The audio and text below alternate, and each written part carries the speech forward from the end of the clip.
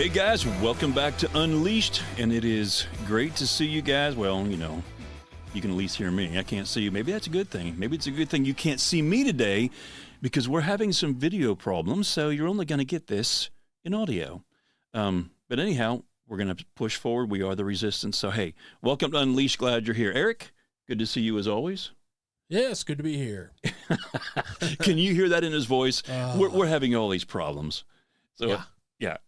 He's kind of like the Grinch right now. It's like, you even have green on. I do. I've got my Smokey the Bear shirt on today. Hey, boo-boo.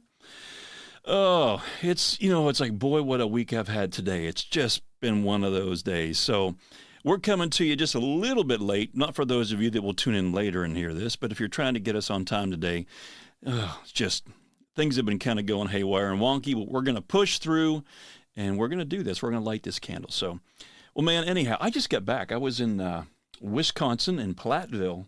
You know where Platteville is? No. It's about 420 miles. Okay. And I had a lot of Wisconsin cheese while I was up there. And let's just say I'm paying the price. Are you now? We'll just leave it at that.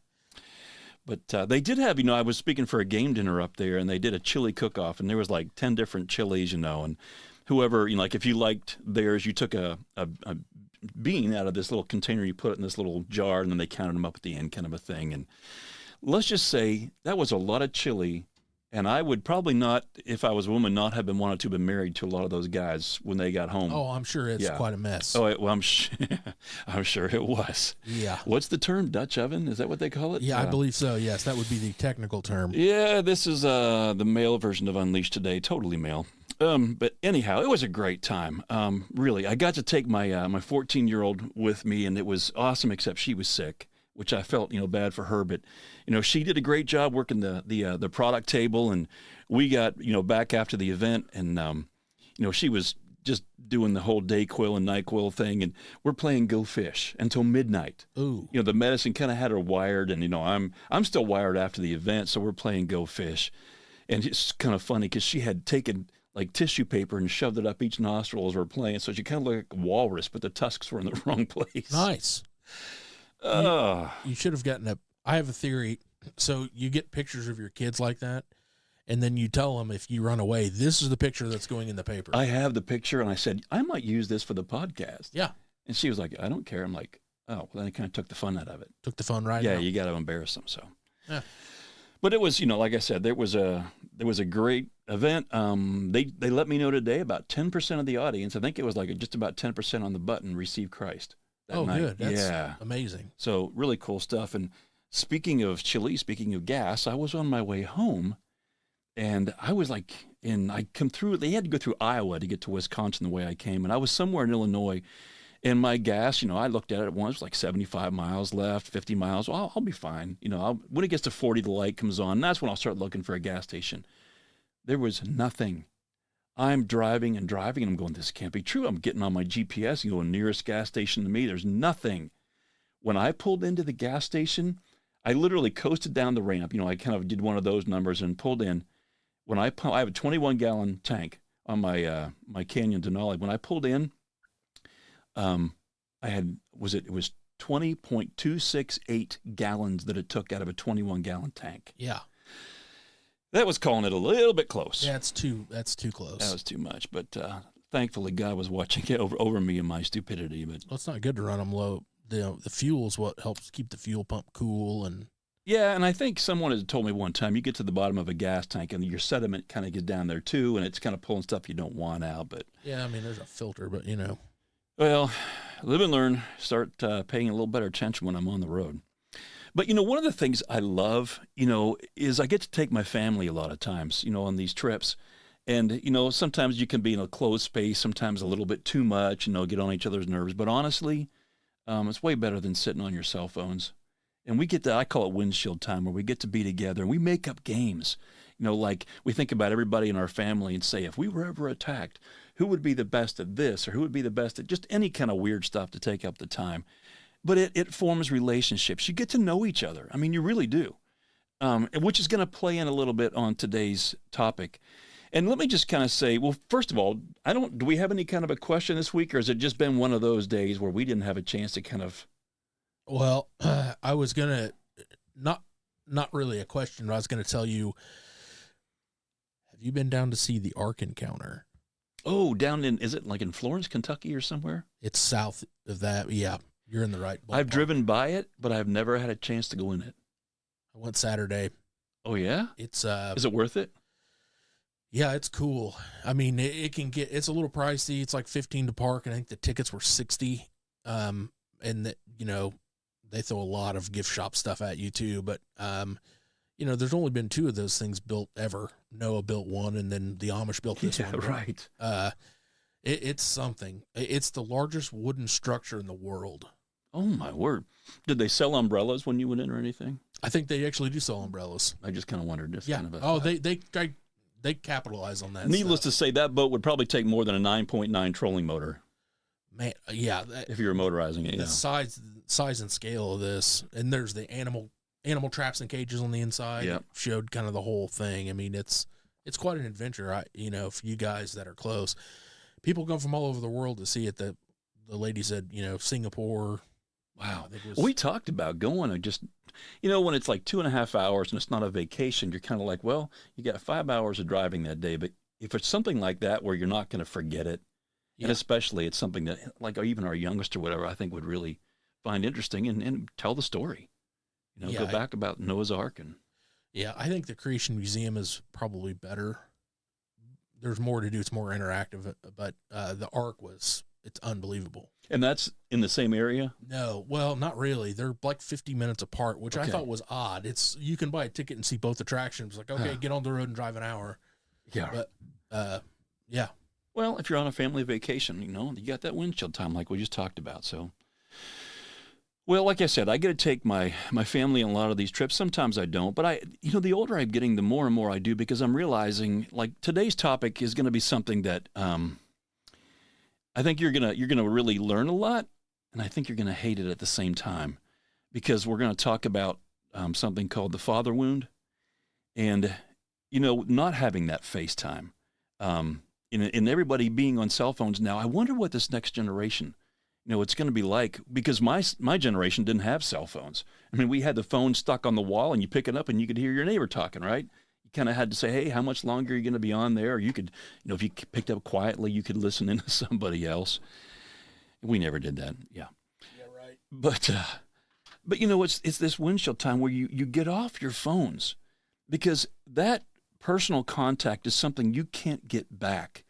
And we were in a restaurant here just a few days ago, and everyone that came in that were waiting for a table, they all got their cell phones out. Nobody was talking to each other. It's one thing to have grown up maybe with a silent father and you didn't really hear from him that much. Maybe he came out of the World War II generation, which that was fairly typical because of everything that they had gone through. They were a lot quieter back then. There was this quiet strength. But man, with the cell phones now, I can't even imagine what it's going to look like for this next generation. So and I want to say buckle your seatbelts. I want you to say sit back and really listen to this podcast and take it in. It's going to be some story content, obviously. Some of it will be great to listen to. Some of it will be difficult, because it's going to be like looking in a mirror for many of us. I'm going to try to be as open and honest as I can about my own childhood and about my own being a father and my kids' childhood. And some of the things that I think I've done okay. Some of the things I think I've done well, and some of the things that I dropped the ball on. So, anyhow, with that, let's kind of get started. This whole thing with the father wound to me was kind of new until it was around 2000, and the book that John Eldredge put out called Wild at Heart was something that I read for the first time, and it rocked me like no other men's book did or has since. It awakened a lot inside of me. And frankly, a lot of that stuff I've been feeling for years, but I just didn't know what to do with the feelings. And soon after I read Wild at Heart, I attended not one, but 3 Wild at Heart retreats in the mountains of Colorado. Just an incredible place to go through this stuff with, a group of about 400 men. But every man, was all about discovering the 3 of the topics that John talked about in the book. And it was an adventure to live, was it a battle to rescue, and a battle to fight and a beauty to rescue. I've got to remember it now. But few of the guys that came were really ready to deal with kind of the 4th topic. and that was father wounds. Um, it's something that was there. We just didn't know how to talk about it or what to call it yet. And opening up that box, it created a lot of anger in guys, tears, and I mean men openly sobbing. Some were uncontrollably sobbing. There were men hugging men, father and sons embracing for the first time in years, some for the very first time. Walls were being torn down. Men were going away and taking a notebook, and they were going in walks in the mountain to try to understand their core father wounds, trying to remember, and trying to find the strength to forgive their fathers so that they could find, their own healing and restoration. And, I wasn't expecting, I guess, that from myself, because I thought my childhood was pretty close to picture perfect. But it didn't take very long until I found myself unpacking stuff that had haunted me for years. And it was time to deal with it. I had to learn how to be able to forgive some of those things, how to ask forgiveness even of my own kids, and how to heal. It was something that, like I said, we hadn't really pressed into this topic before. So let me kind of start off with a little bit of my own story here, my own wounds. I don't have many memories of my father when I was really young. My first memory was, I think it was helping my dad and my sister, who was 5 years older than I was, chase these white rabbits that we had in a pen that were in the backyard, and somehow they'd gotten out. And I think I was around 4 years old. And then my next memory, as I tried to pull this up this morning, was probably Christmas when I was about 6. We had moved to a new house, and my dad had this old Kodak 8mm camera, and he had the little light tree. And when we got up in the morning, there was a hallway we had to walk down to get to the living room where we had Christmas. And my sister and I both had to have our teeth brushed, we had to have our hair combed, and we had to have our beds made. And we came down in our pajamas, and here's Dad, filming all this stuff. It kind of looked like some of the old Kennedy films, if you could see how it was kind of a little bit jerky. But the next memory I kind of remember was close to that same time. It might have even been that same year. Mom and Dad got me this little dart shotgun. It shot like these little rubber darts. And you guys remember that. They were kind of like a hard plastic with a soft rubber on the end of it, with like a little suction cup.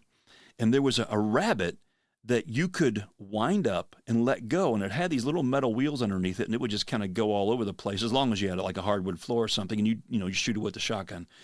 But we went to, there was a woman who took care of me when I was really young, because my mom was a substitute teacher. My dad was a teacher as well.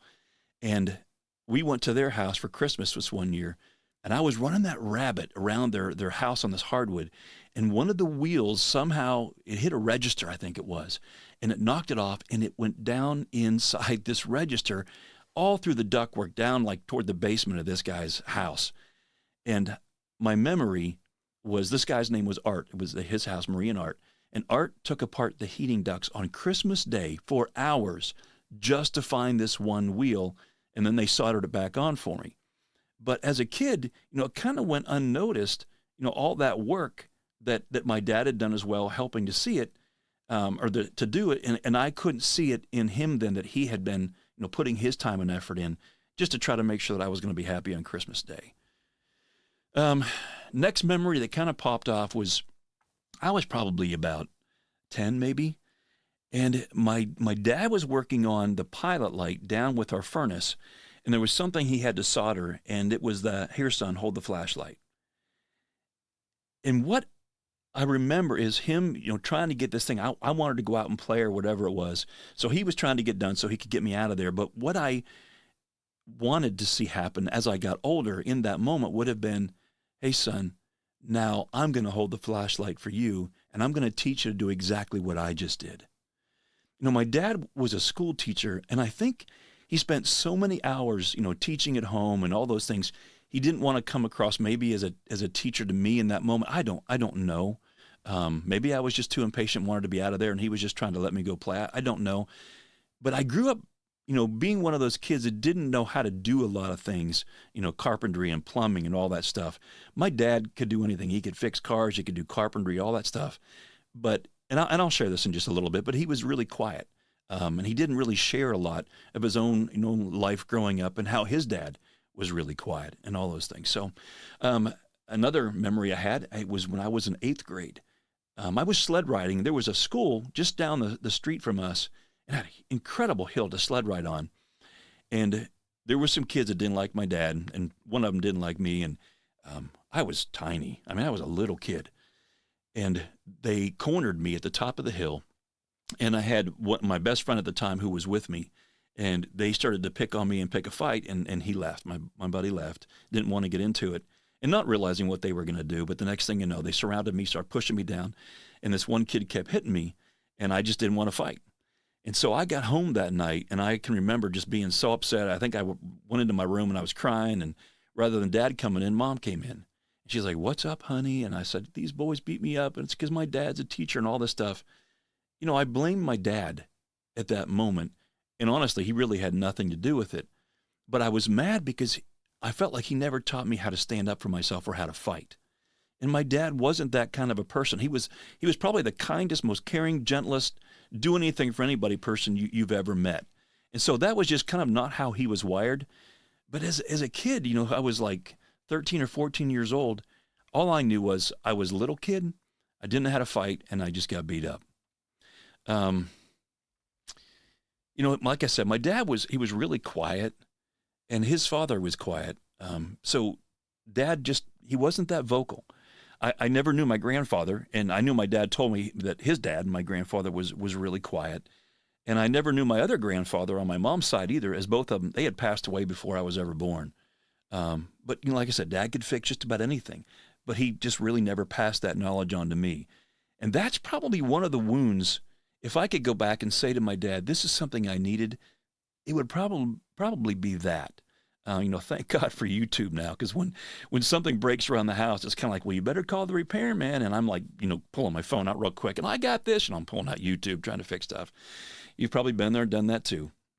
But camping, my family loved to camp. And so when you think about, you know, some of the areas maybe where the ball got dropped, some of the areas where it got picked up was, you know, camping. My dad loved to take us camping. And it was a great way. We'd make s'mores and, you know, mountain pies, and, you know, Dad would teach me, of course, how to make a fire, how to do all these different things. And I have a memory of my dad. He was swimming out to a dock. I think I must have been around 8 years of age. He had me on his back. Maybe I was more like 5, actually. And it was before I could swim, so it probably was.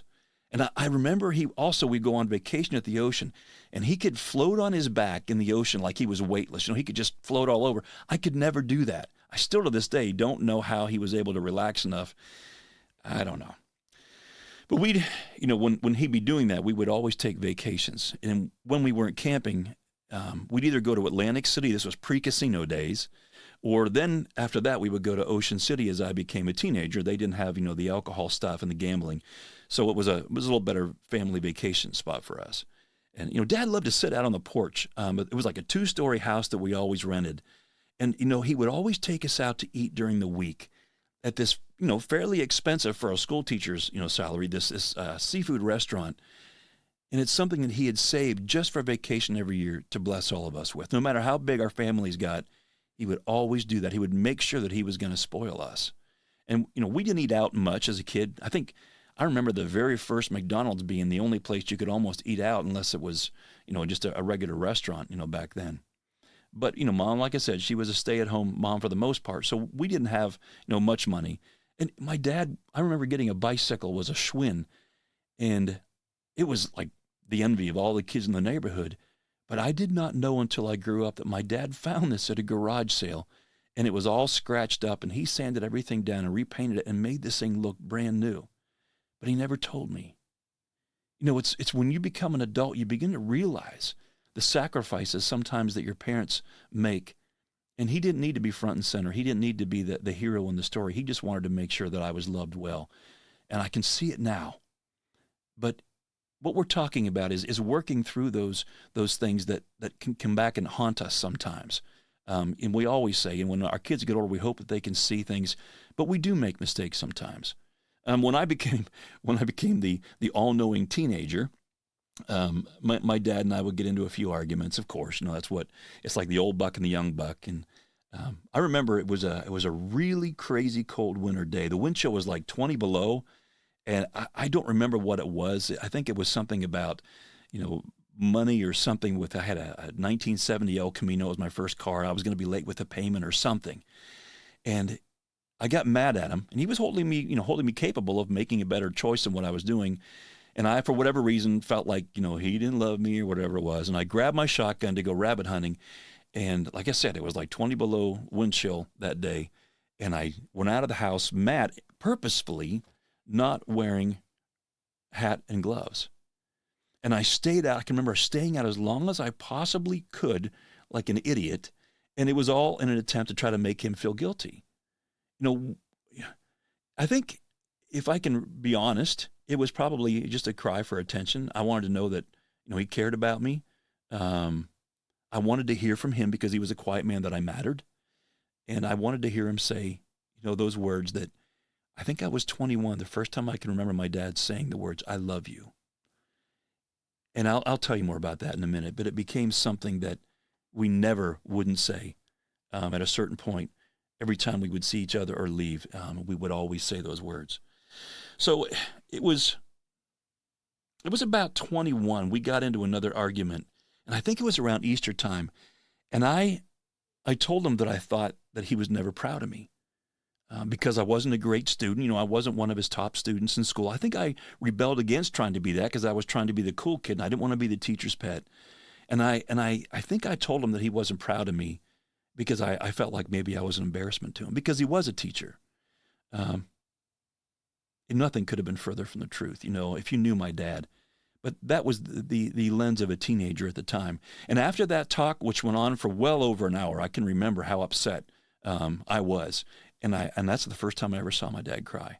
I saw my dad cry then. I saw my dad cry at his mother's funeral. And then I saw my dad cry when my grandmother passed away on my mom's side. So, like I said, he didn't show a whole lot of emotion, but that was the day when he realized that I needed to hear those words, how important it was. And Dad was a strict teacher, but it was really about him caring more about his students' growth than it was about himself looking and acting like the cool teacher. And honestly, that brought back so many students year after year in the summer. They come knocking on the door after they graduated, and they would come back and they would tell me, you're one of the only teachers that really prepared me for becoming an adult. And so I saw another side of my dad every time someone would come back. And I think, like I said, I think Dad tried not to bring home that strictness that he wore as a teacher, and when he was trying to separate, that kind of thing from his love for his son. And again, I wish I could have understood that more as a teenager. But the truth is, no teenager can ever truly understand that yet. And it's because they haven't experienced enough of life. I mean, that's just a fact. They haven't been through it yet. Some of you guys had a chance to listen to the podcast where I had my wife Stacy on here, and you might know her story, but if you don't, I'll just give you a quick overview. She never knew who her father was. She was abandoned at the age of 8, and she only found out through a DNA test about 3 years ago who her father was, and she found out that he'd been gone for 10 years. And I was talking to her, and I said, what are some of the wounds? It's one thing to have a quiet father, another thing to have an abusive or angry father, but to have no father in the home, not even knowing who he was. And I said, when you think about that, what was that like? And she's like, I don't even know because I didn't know what I was missing. She says, I know when I got to be a teenager that I had this unhealthiness to seek attention from men, as she grew up, because that question, do you see me? Do you want to know me? Am I worth your time? Am I enough? All those things from a little girl who never had that poured into her from her father became front and center. And she says, if I could go back and if I had a father, I wonder, how different some of the mistakes that I made when I was young could have been. And she said, a lot of girls, will become promiscuous, seeking attention from boys and men, trying to find love. They're trying to be told that they're beautiful. That they really are important, like I said, are being seen or known or worthy. And the thing is with young boys at that time, we always think about, like young boys taking advantage of girls. But if you have a boy who's been raised by a healthy father and he has helped him understand true masculinity, he doesn't need to go out and try to sleep with girls to prove his manhood or get drunk or race or fight or all these different things because his identity doesn't come from that. It doesn't come from what other people think about him, right? And we talk about that on here all the time. But it does. When I see young men doing that kind of stuff, it looks like that because either they didn't have a father or their own father's wounds, caused him to get his worth and value from doing the same thing. And the scary thing is when that kind of posing works for you, and when it works for a man, because he'll keep doing the same behaviors because he's getting something out of it. And so that's kind of why I wanted to talk a little bit about this today, because we got to right that ship. I was telling you about taking our 14-year-old Emma with me this past weekend as I was speaking for that game dinner up in Wisconsin. And at some point, in the evening, I have a slide. And that slide, I brought her up as I was reading it. It says, what a child almost always knows about God comes through their earthly father. So I kind of, called her over, and this is a big group of men, and I said, hey, when you think about looking for the right man as you grow older, and I said, and right now, you're attracted to boys right now, and you're kind of looking for the right guy, maybe that you might date sometime. And I said, what are you going to be looking for? And she said, without hesitation, chivalry. And I'm like, how do you even know that word? I mean, it's not something that gets talked about much today. And she said, there's not many boys in her school that know how to treat a woman. I've always opened the door for her and all of my kids, really, but especially the girls. And, when we're walking together, I'll make sure that she's away from traffic if we're on the sidewalk, because you always make sure the woman's on the inside. It's how my dad taught me. When I'm walking into a store, if there's a woman there, you open the door. Sometimes they're going to go, I got that. You're like, that's fine. But I'm not going to change who I am. I still want people to see what healthy masculinity, can look like in the way that we treat everybody, not just women. We were going to the drugstore. I told you she was sick, and there was a drugstore behind where we were staying. And we were walking out the door. It was snowing. It was weird because it was 60 the next day. And as we came out the back door, I wasn't thinking, and I was on the wrong side of the street. She was toward the street, and she stopped and she looked at me. She goes, "Hey," and she grabs me and pulls me over. She goes, "You're on the wrong side," and I loved it because she was paying attention. She knows what it should look like. So that was kind of a neat thing, because what we do matters. And you might think that they don't notice, but they do. And if they don't right now, in time, they will. So going back to Dad, and I told you about our come to Jesus moment after I took off in the freezing cold. It would be a few years later that he and Mom would always come to see me. I was touring in music after that. I moved away from home. I worked in the steel mill for a few years again, trying to make my dad proud that I was going to make something of myself. And finally, Dad's like, is this really what you want to do? And so he had told me his dream, at one point was to be a pastor when he was young. But when he got to college, God moved him to being a school teacher. He just said, I don't care what it is you do. I just want to make sure you're listening to God. Went to college, got into music. And the next thing you know, following that calling, I got to travel all over the world.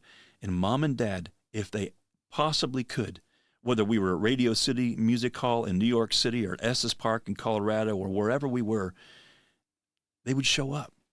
And it really had a huge impact, because it's not so much what they would say, but that physical presence, I'm going to be there. When I have to be away for an event, and if, like one of my daughters or something had a dance, or, a kid had a band concert, or if there was some athletic sport and you had to miss it, it's a big deal. And that's part of the trade-off with being an itinerant ministry sometimes. But, it's something that we can hold a grudge back sometimes with our kids, with our parents, if they didn't show up for something. And one of the things we have to be able to learn to do is we have to learn how to extend empathy, to our parents, especially when we've gotten older, because it's hard to do that when you're young. You don't understand yet. But we have to learn how to extend empathy because we have these wounds that we've suffered. And whether our parents are still here on earth, or whether they've passed on, we have to be able to learn how to work through that. And even if we can't forgive them face to face because they're still here, and we have to do it maybe by writing a letter after they've passed to be able to say, I do need to forgive you, and try to understand your story. It's really that important for our own healing, as well as it is for theirs if they're still here. But I love Romans 14:1 and 2. I was looking at this when I was getting ready to do this podcast. And this is out of the Message paraphrase. I like to use that sometimes when I'm just trying to relate and help others understand. And it says, welcome with open arms fellow believers who don't see things the way you do, and don't jump all over them every time they say or do something you don't agree with, even when it seems that they are strong on opinions but weak in the faith department. And here's this last line. Remember, they have their own history to deal with. Treat them gently. Blaming and shaming others for our bad behaviors, it never fixes the issue, right? It just creates more anger. It enables more excuses. It hardens our hearts. And then we end up choking ourselves and others through our own judgment. So remember, they have their own history or had their own history to deal with. So, like those words say, treat them gently. But let me add to that, and I'm not adding description, I'm saying, but with boundaries. Because maybe they're unsafe. And so it's one thing to treat someone gently and still have good boundaries. Remember, boundaries are to put around yourself. You can't put a boundary around someone else. You're putting it around yourself to protect yourself. And if they've earned that right to be able to come back into your world because they've changed their behaviors, wonderful. It doesn't mean you still don't love them, but you do need to treat them gently. But again, have boundaries. And sometimes you do have to be firm, but you don't have to be unkind when you do it. So I just want to make sure that I said that in case your situation calls for good boundaries, because not everybody is in a situation where they can be, hey, everything's a happy ending, here with the very end of the story, and we, sail off into the sunset. But loving like Jesus loved is so important to understand. How many people do you know that have been truly changed through gossiping or judging or shaming or shunning or blaming or fixing? I don't know anyone else like that. I don't know anyone who's been fixed by that. Jesus didn't do it that way, and he set the example for us not to do it that way. I love Ephesians 5, same paraphrase, where it tells us, it says, keep company with him and learn a life of love. Observe how Christ loved us. His love was not cautious, but extravagant. He didn't love in order to get something from us, but to give everything of himself to us. And then he instructs us, love like that. So remember from one of our previous podcasts when I talked about, we're supposed to be loving more and needing less. And you can only do that when you know where your one true identity comes from, because then your needs are being met by Christ in you and not having to go elsewhere to get everyone to cater to everything that you need because of your wounds. As an adult now, I am fully capable of renewing my mind, going back and identifying who I really am in Christ. Unlike a child maybe who is still dependent on their parents. I now have a sound mind. And because I'm a believer, I have the mind of Christ. Now, there's no more excuses. It's my responsibility to do whatever it takes to be healthy. After I got off the road from touring, I went to work at a church back in Pennsylvania, not far from my mom and dad's house, which was really cool because I had been gone for a number of years. And I remember my dad having a hard time speaking one day after I'd moved my family back close to home, and he and I went for a walk back this power line, and he got all choked up, and he said, I never thought you'd live back close to home again. And he was so happy, and especially when I got ordained when I came back, and he was a part of the ordination ceremony. And one of my best memories was during that time. I was back in Pennsylvania for about 5 years, and he and I got to go to a Promise Keepers event in Pittsburgh around 2003, if I remember right. And my mom was musical, but my dad couldn't carry a tune in a bucket, and he wasn't really open with his worship. But at that event, I heard my dad sing like never before, and I witnessed him raising his hand in praise, and I will never forget that event and that moment. I got to see my dad's personal relationship with God. But then came my father wound to my own kids, and this is the hard part to talk about, and I'm 100% responsible for my own actions. During that time when I had gone back there, I was going through a lot of, after having been on tour for all these years, and I thought my worth and value was coming from, the songs I had written or how many number ones or all that kind of junk that you can get mixed up in your head.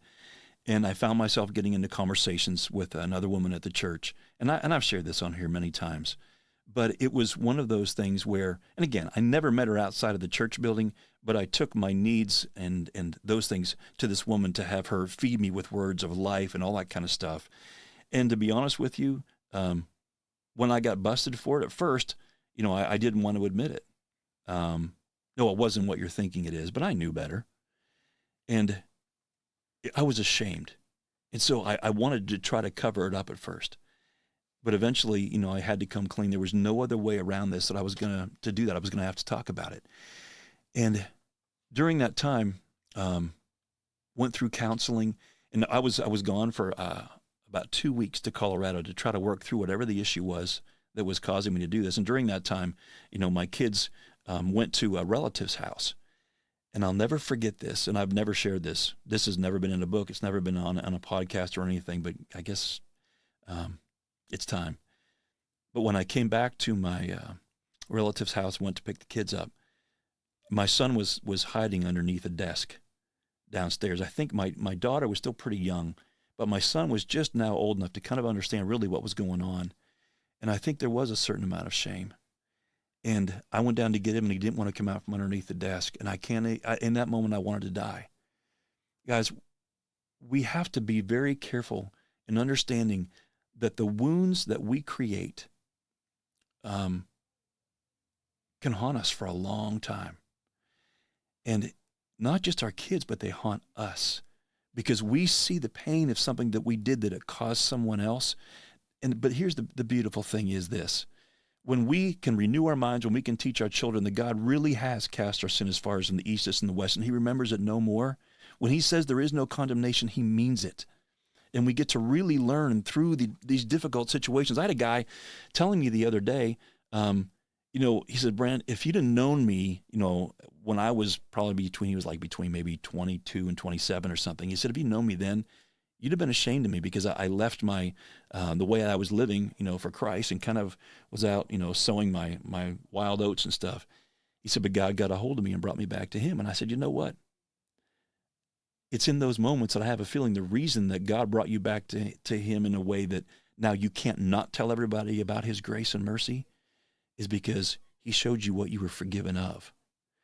And that time in my life when that happened, I hate it. But what God did through it, I wouldn't trade it for anything in the world, nothing. But during that time, I felt like I had let everybody down, but no one more than probably my father, because I wanted my dad to be so proud of me. I'd moved back home, all this stuff, and here I am now back in my home community, and I felt nothing but shame and condemnation, which wasn't coming from God, and it was my needing the good opinions of others. Because I didn't understand my identity in Christ that caused me to act out like that. I was absolutely drowning in my shame and did everything I could not to take all the blame. So I lied at first. And because of that, God allowed me to stay drowning in my blame and shame until I could take full responsibility for my own actions. And that also meant getting into counseling, like I said, to work on my issues. Taking personal responsibility for my situation was probably the hardest thing I think I've ever done because I thought it meant by me telling the truth that I'd lose the respect of so many people. But what I discovered was that by being totally honest about what happened, I actually gained the respect of so many more, including respect for myself when I look in the mirror. And I have seen so many lives that have been changed through the telling and retelling of my story. Even you guys listening to this today, I hope you're finding some encouragement out of that and that you really can walk into something knowing God's got your back. He's got your six. That God can take the ashes of our lives and he can make something beautiful.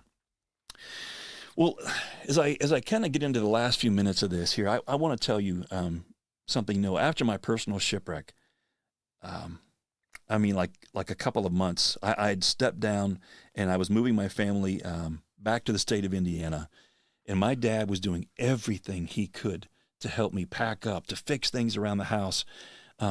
And here I was blaming myself. I was curled up in the fetal position when no one was around because I was carrying so much shame. And my dad, he worked his butt off and he and mom left and I get a phone call. Your dad's had a heart attack. And I got in my truck and I drove. It was about 20 miles and I don't think it took me more than about 12 minutes. I was doing about 100 the whole way there. I thought this is the last time I'm going to see my dad. And I didn't want it to end like this. And as I'm getting, there, the helicopter was just now coming in for landing, and I only had a minute or two with he and mom, and I come in and I remember he'd even thrown up, because a heart attack will make you do that sometimes. He was in so much pain.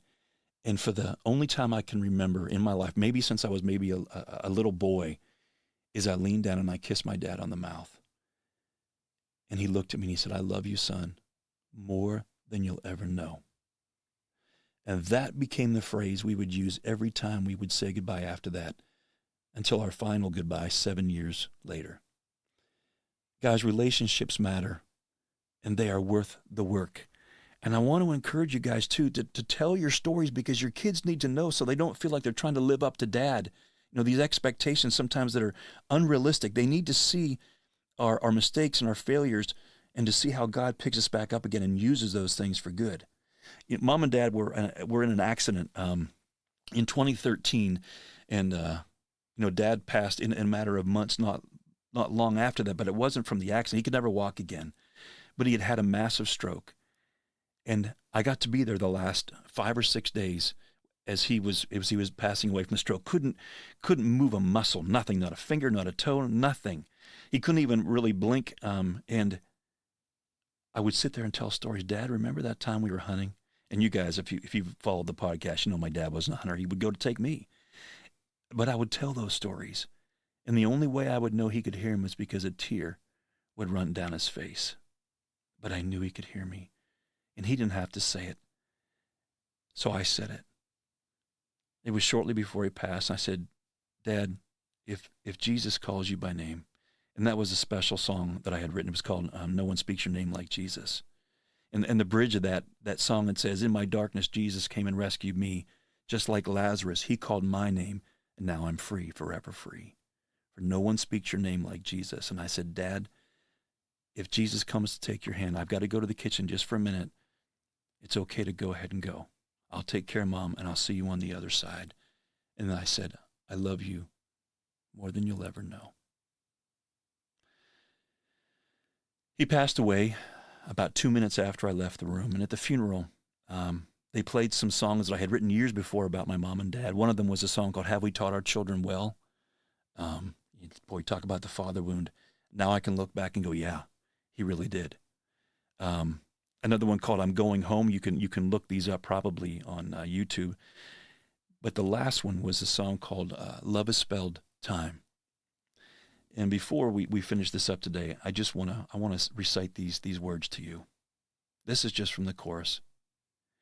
It says, "Love is spelled time. Love is spelled time. It's something you spend, not something you buy.